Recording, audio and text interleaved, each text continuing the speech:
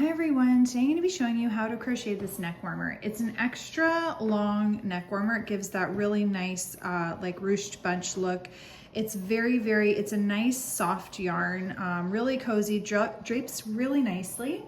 I've included some links in the description below, so you'll see a link for the written pattern, but I've also included a link to a matching slouchy hat pattern, so go ahead and take a look at that as well. It's the perfect set that is excellent for fall because it's nice and lightweight, but it's all the slouchy neck warmer as well as the extra wide brim on the slouchy hat really makes it perfect for transitioning into the winter. It's really warm and cozy. Let's go ahead and get started on this pattern.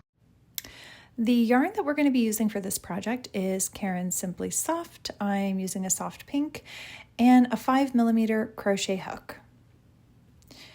All right, so we're going to begin with making our starting loop. The way that I do mine is I just wrap the yarn around my finger and let it cross over itself. I'll pick up a little bit of the piece that's underneath that little X that it's formed and push a little bit of the top piece through.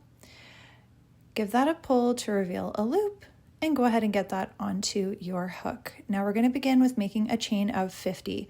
Those of you who ended up coming to this pattern perhaps after doing the hat pattern, you might realize it's pretty similar actually, or vice versa. So let's just go ahead and work our chain 50 and then come back.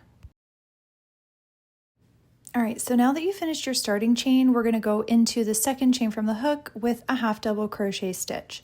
So you're just going to yarn over your hook, push that right through the stitch, the second one from your hook, yarn over, pull up a loop. You've got 3 loops on your hook now. You're going to yarn over and pull right through all 3 loops. And we're just going to go ahead and repeat 1 half double crochet into every single chain all the way down the row. Yarn over, pull up your loop, yarn over, pull through all 3. Yarn over, push your hook in the next chain, yarn over, pull up a loop, yarn over, pull through all 3 loops. So go ahead and continue working your half double crochets all the way until the end of the row. When you get to the end, come back and I'll show you what we're going to do next. Okay, so now that you finished that row of half double crochet, we're going to chain 1 and turn our work. And we're just going to repeat the same thing. So we're going to be working 1 half double crochet into every stitch. So when you push your hook through the stitch, I'm just going to show you here. You want to make sure you see that V at the top to know that you're going through the entire stitch.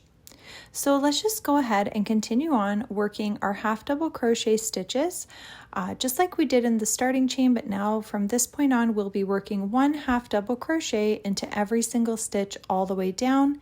At the end of your row, you're going to chain 1 and turn your work. And you're going to continue doing this for a total of 58 rows. So including the first row that we just completed together and this one that we're working on right now. So after you finish this row, you're going to continue on until you reach a total of 58 rows worked. And then come back and I'll show you what we're going to do next. Okay, so now that you finished all of those rows, we're folding our work in half, lining up the long edges. And we're going to push our hook, of course, chain 1 at the end of that last row that you finished. And we're going to close a seam going right up the full length of our neck warmer. So push your hook into the very first stitch and then grab the other side and line up with the very first stitch on that side. You're going to yarn over and pull the loop right through the loop that's on your hook to complete your slip stitch.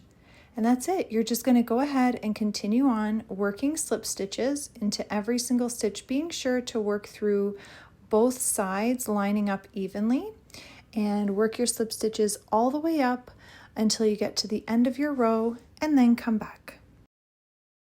Okay, so here we are, we finished closing up this seam. Just pull a little bit of a tail end out and grab your scissors and fasten that off.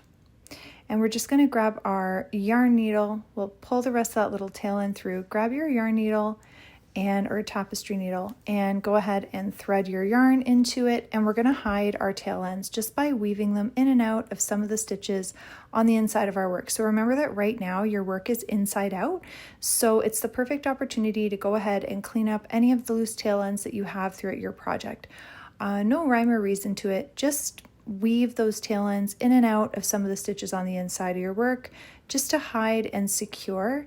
At the last one, I like to make a little loop and pull it through just to knot it and make sure it's really secure. Fasten that off, do the rest with all the other tail ends, and you're done. I hope that you've enjoyed this pattern. Please, of course, don't forget to like and subscribe. Have a look at the helpful links in the description below, and keep an eye out for more patterns being added.